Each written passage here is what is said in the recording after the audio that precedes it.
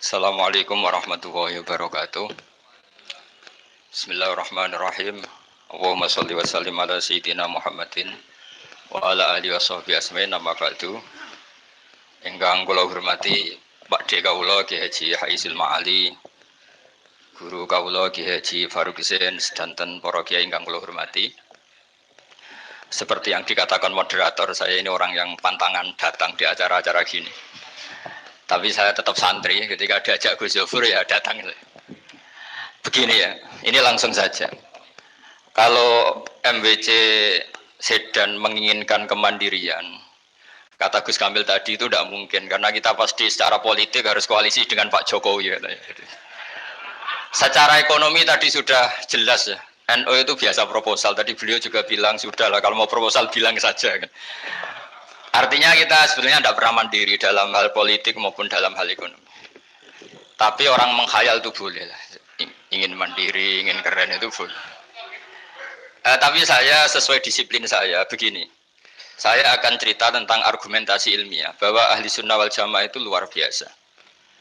Saya di Jogja berteman banyak para profesor, para doktor, termasuk akademisi sosial yang mungkin pernah di mana-mana. Pernah tanya saya begini. Bapak, kenapa Anda baca kitabnya referensinya luas kok tetap NU katanya. Terus saya bilang, problemnya apa sebagai NU? Biasanya terus mereka mengutip sekian makalah. Kebetulan makalah itu provokatif dan siapapun yang baca makalah itu pasti menjadi NU. Tak jamin ya. Kalau di Jogja misalnya di satu penerbitan, saya termasuk di dalamnya. Itu pernah diperbandingkan kitabnya Said Muhammad Mafahim Yajibu An-Sohah dengan kitabnya Bin Bas. Judulnya Hadihi Mafahimuna. Biasanya kitab-kitab terjemahan Wahabi itu memang cukup provokatif dan dengan narasi yang memang siapapun yang nggak pernah mondok pasti tertarik. Misalnya begini, cerita bid'ah misalnya. Iyakum wa muhdatsatil umur fa inna kulla bid'atin dhalalah wa kulla dhalalatin finnar misalnya gitu. Wa kullu muhdatsatin bid'ah wa kullu bid'atin dhalalah wa kullu dhalalatin finnar. Ada yang baca wa kullu bid'atin dhalalah wa kullu dhalalatin finnar. Terus beliau meneruskannya begini, kata Bin Bas. Hadza huwa Rasulullah. Hakama bi annal bid'ah kullaha dhalalah. Terus diteruskan wa jarra asy-Syafi'i faqasama ila hasanatin wa dhalalatin wa sayi'atin. Jadi dengan narasi seperti itu tuh orang itu tahu bahwa Syafi'i itu kurang ajar tenan gitu, kira-kira gitu. Jadi dia ini Rasulullah yang mengatakan semua bid'ah ini dolalah, tapi Syafi'i lancang dengan membagi ada dolalah, ada sayyah, ada hasanah, ada sayyah. Ini aneh katanya. Wong Rasulullah yang Nabi saja bilang satu, semuanya dolalah kok dia bilang dua. Diredaksikan jaro'ah, kira-kira makna sedannya yang lama atau berani. Sehingga orang mesti tanya, kenapa sih tidak ikut Rasulullah saja? Tapi ini satu ilmu, setidaknya ilmu perdebatan. Bukan ilmu hakiki, karena kita tidak tahu yang diridhani Allah yang mana. Tapi kemudian Said Muhammad dalam kitab Abu Abdul Faros, juga dalam kitab-kitab beliau, menyanggah itu dengan mengatakan, jika makna bid'ah adalah yang nggak pernah dilakukan Rasulullah, itu salah besar. Terus beliau cerita sekian hal, termasuk yang diceritakan adalah, ada seorang sahabat ketika sholat dengan Rasulullah, tidak pakai doa mainstream. Yaitu ketika itidal, sahabat tadi bilang alhamdulillah hamdan katsiran thayyiban mubarakan fi. Setelah itu setelah Nabi habis sholat umul qail, siapa tadi yang melafadzkan itu? Semua sahabat diam karena takut disalahkan. Tapi apa yang dikatakan Nabi? Tidak, saya tidak akan menyalahkan. Saya tadi melihat isna asra malakan. Saya tadi melihat 12 malaikat. Yabtadiruna ayyuhum yaktubu awwalu. Semuanya itu bergegas siapa yang nulis awal. Terus kata sahabat tadi, ha anada ya Rasulullah.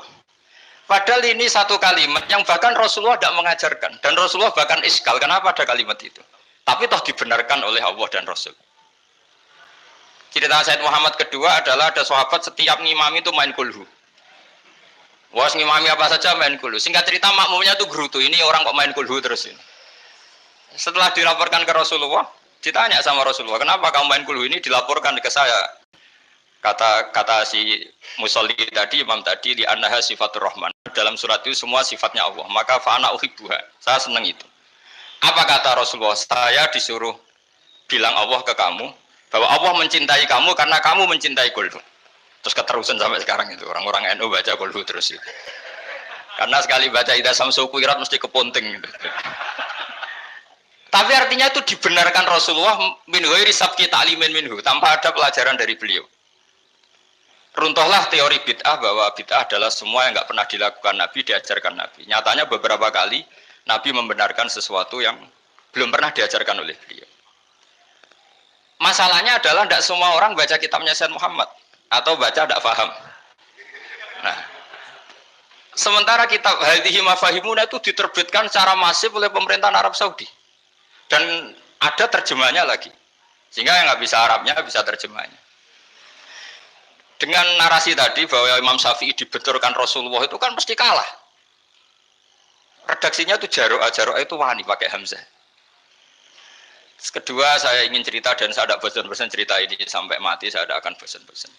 Ada kemandirian al-hujjatul balighah dalam diri kita sebagai ahli sunnah. Begini misalnya, kalimat la ilaha illallah adalah kalimat yang orang kafir 80 tahun saja, kalau melafadzkan itu menjadi soro mukminan.